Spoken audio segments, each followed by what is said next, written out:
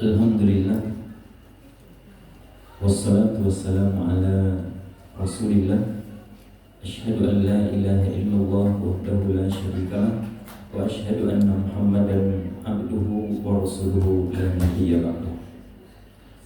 Allahumma salli wa sallim wa barik wa zid wa an'im ala hadzal nabiyil karim wa ala alihi wa sahbihi wa man ihtada bihadihi ila yaumiddin, amma ba'du. Puji beserta syukur kita haturkan kepada Allah Subhanahu wa taala. Salawat dan salam kita perbanyak mengucapkan untuk junjungan Nabi besar kita Muhammad sallallahu alaihi wasallam. Sehat Bapak Ibu? Alhamdulillah. Lain kata banyak makan ya. Biasanya kalau banyak makan kasih protein, tomato protein.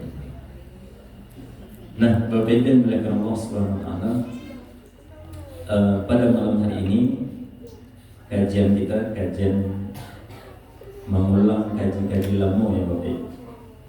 Yang kita bahas pada malam hari ini orang-orang yang anak-anak kita yang nulis ya. Anak-anak kita yang nulis temanya orang-orang yang diberi keringanan tidak berpuasa dan konsekuensi. Orang-orang yang diberi keringanan untuk tidak berpuasa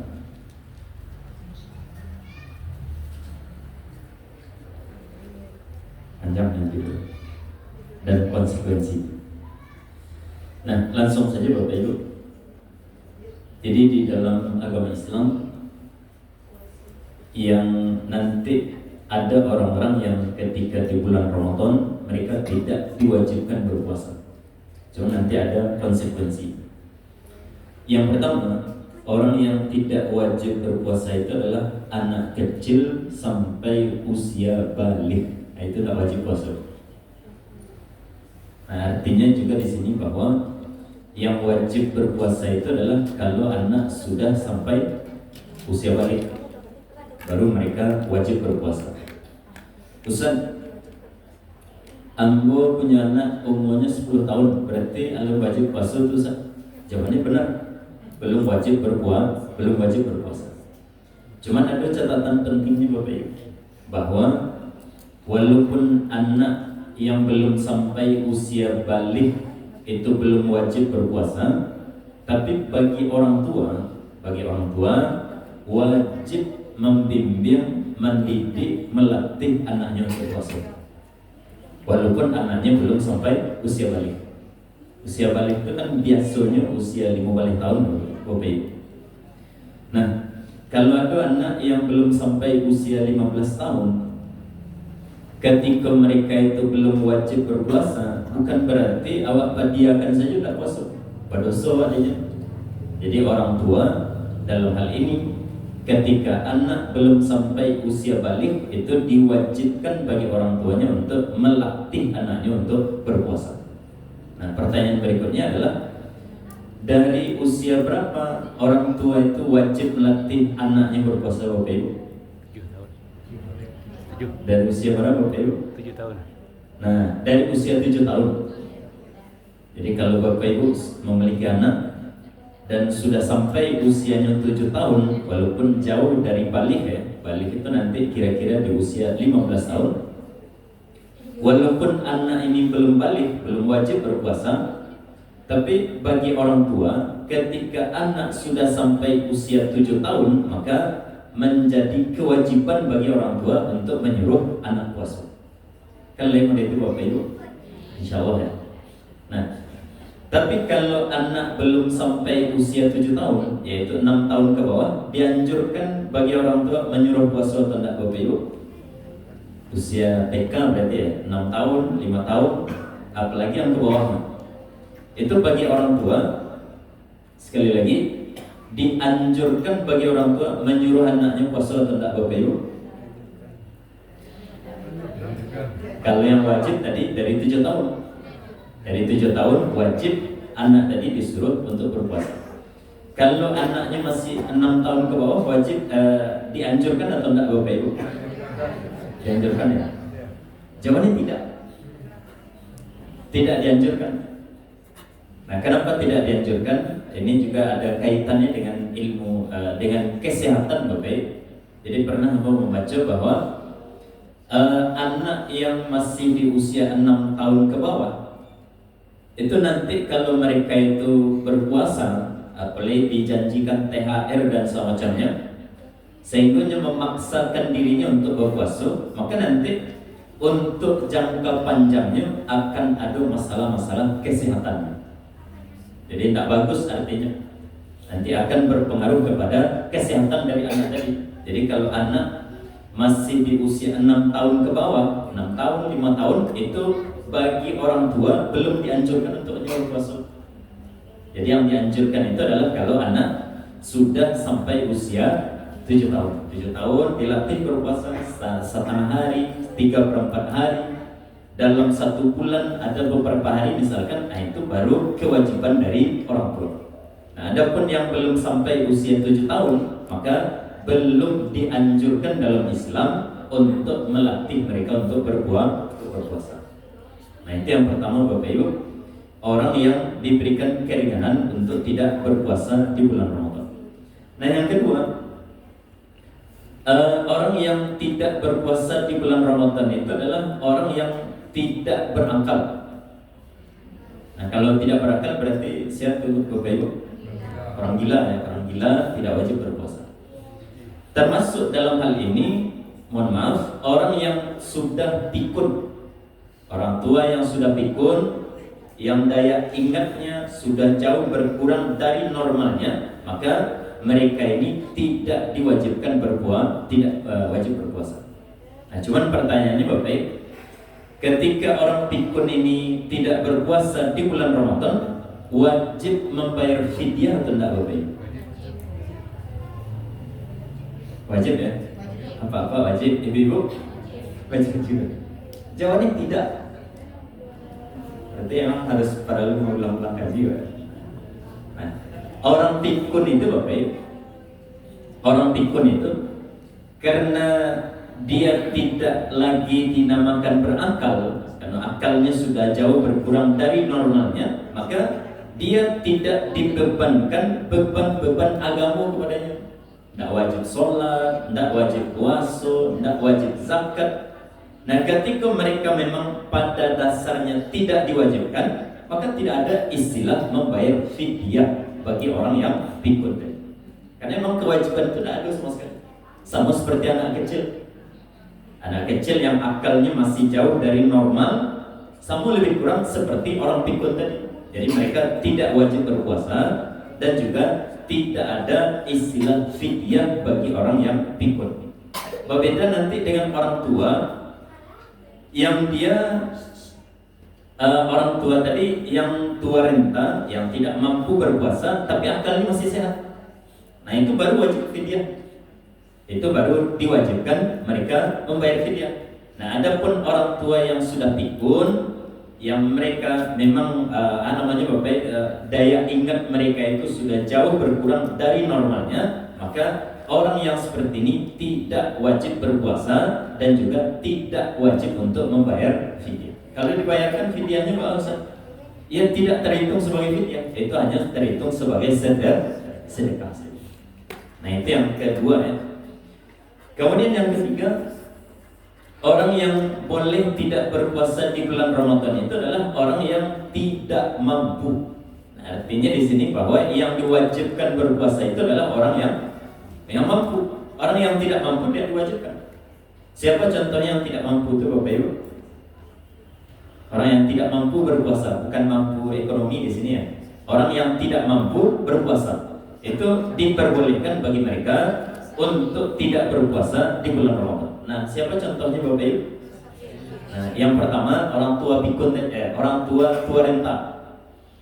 Orang tua yang sudah renta, kalau mereka kesulitan untuk berpuasa, bagi mereka boleh tidak berpuasa di bulan Ramadan, tapi nanti mereka wajib membayar fidyah. Kalau akalnya masih sehat.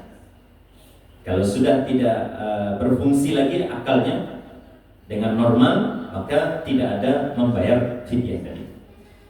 Contoh yang lain yang tidak mampu itu orang sakit. Nah, orang sakit nanti dia boleh ketika masuk bulan Ramadan kemudian dalam keadaan sakit, maka nanti wajib dia membayar qada atau fidyah Bapak Ibu? Qada. Kalau sekiranya sakit ini berkemungkinan besar sembuhnya, itu wajib mengqada. Tapi nanti kalau ada orang yang sakitnya ini sifatnya menahun. Jadi sakit di bulan Ramadan, sakit juga di bulan-bulan setelah bulan Ramadan. Nah, orang yang seperti ini yang wajib bagi mereka itu adalah hanya membayar fidyah. Jadi ada yang mengqada, ada yang membayar fidyah. Termasuk yang tidak mampu itu wanita hamil dan menyusui, itu tidak wajib puasa di bulan Ramadan kalau memang mereka tidak mampu. Artinya di sini kalau sekiranya ada wanita hamil dan menyusui yang mereka mampu berpuasa di bulan Ramadan, tidak ada yang termudaratkan dengan berpuasa tadi, maka wanita ini wajib berpuasa. Nah, cuma nanti kalau sekiranya dengan berpuasa fisiknya lemah, dengan berpuasa berpengaruh kepada janin dan bayi, maka baru diperbolehkan wanita ini untuk tidak berpuasa di bulan Ramadan. Nah, wanita hamil dan menyusui itu wajibnya qada atau fidyah Bapak Ibu? Atau kedua-duanya? Qada yang fidyah? Ada ya? Ada yang kedua-duanya? Kedua-duanya ada ya? Nah, kita ambilkan pendapat dari jumhur saja lah Bapak Ibu. Yang disampaikan dalam dua mazhab dalam hal ini, yaitu mazhabnya Imam Asy-Syafi'i dan Imam Ahmad ya. Mereka mengatakan bahwa wanita hamil dan menyusui kalau sekiranya dia tidak berpuasa dan yang menjadi pertimbangan itu adalah kesehatan dirinya sendiri. Jadi kenapa dia tidak berpuasa? Karena fisiknya lemah. Karena setelah konsultasi ke dokter, kata dokter, tidak usah puasa dulu, nanti ibu bisa pingsan, bisa panik dan semacamnya. Nah, pertimbangan dia tidak berpuasa itu adalah diri sendiri. Kalau yang menjadi pertimbangan itu adalah dirinya sendiri, maka wanita yang seperti ini hanya mengqada saja. Pertimbangannya dari Bapak Ibu? Pertimbangan itu adalah diri sendirinya. Jadi alasan dia tidak berpuasa itu bukan anaknya, tapi yang menjadi alasan itu adalah diri sendiri. Memang kondisi fisiknya tidak memungkinkan dia untuk berpuasa di bulan Ramadan. Nah, ini yang pertama. Yang kedua, kalau sekiranya yang menjadi pertimbangan dari wanita hamil dan menyusui tadi adalah janinnya saja Bapak. Jadi kalau ditanya kayaknya Pak, aku tidak puasa, ambo sebenarnya mampu puasa. Nah, cuma nanti kalau ambo berpuasa berpengaruh kepada janin dan bayi. Nah, berarti yang menjadi pertimbangan di sini apa Bapak? Janin, bayi.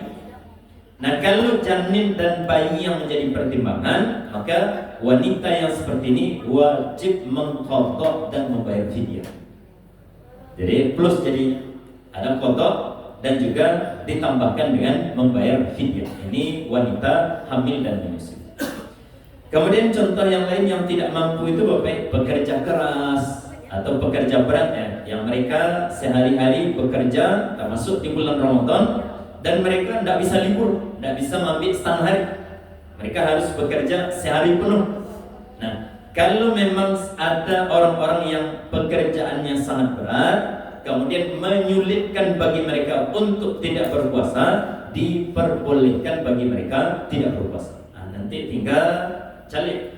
Kalau sekiranya mampu mengqada, wajib mengqada. Tapi kalau sekiranya orang yang bekerja keras tadi, dia kerjanya hari-hari, bulan-bulannya penuh dengan pekerjaan tadi, maka cukup hanya membayar fidyah saja. Nah, itu contoh-contohnya orang-orang yang tidak mampu berpuasa di bulan Ramadan. Ada yang mengqada, ada yang membayar fidyah, bahkan ada juga yang membayar qada dan fidyah sekaligus. Nah, kemudian yang terakhir yang tidak wajib berpuasa itu, yang boleh tidak berpuasa di bulan Ramadan adalah musafir, orang yang dalam keadaan perjalanan jauh. Nah, dari tadi Bapak Ibu, kita membahas tentang qadha fidyah ya, sebagai konsekuensi dari orang-orang yang tidak berpuasa di bulan Ramadan. Nah, kalau qadha barangkali sudah jelas bagi Bapak bahwa yang namanya qadha itu adalah mengganti hari-hari yang kita tidak berpuasa di bulan Ramadan, nanti kita berpuasa di hari-hari setelah bulan Ramadan. Kan itu yang namanya qadha. Nah, tinggal ada satu pertanyaan juga Bapak Ibu. Kalau ada orang memiliki hutang qadha puasa sampai masuk Ramadan yang berikutnya, dia masih belum membayar hutang tadi, kira-kira diputihkan atau tidak Bapak Ibu? Ada orang punya hutang puasa misalkan tahun kemarin ya, tahun kemarin dia punya hutang karena dia haid, dia nifas misalkan. Nah, sampai Ramadan tahun yang sekarang hutang tadi belum dibayarkan. Nah, kira-kira nanti masuk di bulan Syawal, hutang yang tahun kemarin itu sudah diputihkan atau wajib dibayar Bapak Ibu? Wajib dibayar. Bahkan menurut jumhur para ulama kita, di samping wajib membayar, wajib juga mereka itu membayar denda keterlambatan. Karena seharusnya membayar qadha itu bila Bapak Ibu dalam 1 tahun, mulai dari bulan Syawal sampai bulan Sya'ban, kan itu waktu untuk membayar qadha puasa. Nah, kalau sudah masuk Ramadan yang berikutnya utangnya masih ada, maka orang yang seperti ini wajib mengqadha dan juga wajib membayar denda keterlambatan. Denda keterlambatannya Bapak Ibu? Iya. Jadi bukan pajak motor, mobil saja yang ada denda keterlambatannya Bapak Ibu. Termasuk dalam membayar puasa, bagi orang yang wajib membayarkan puasanya, kalau sekiranya ada keterlambatan, maka nanti mereka wajib membayar denda, yaitu fidyah.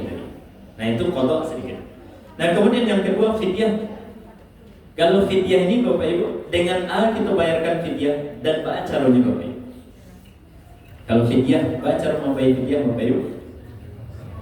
Kan ada tadi yang wajibnya fidyah saja atau qadha plus fidyah. Nah, sederhananya, ketika nanti awak wajib membayar fidyah Bapak Ibu, maka membayar fidyah itu ada dengan 3 cara. Silakan pilih salah satu dari ketiga cara ini. Yang 3 cara itu Bapak Ibu. Yang pertama, membayar fidyah itu adalah dengan makanan pokok. Nah, kalau makanan pokok berarti jual ke Bapak Ibu.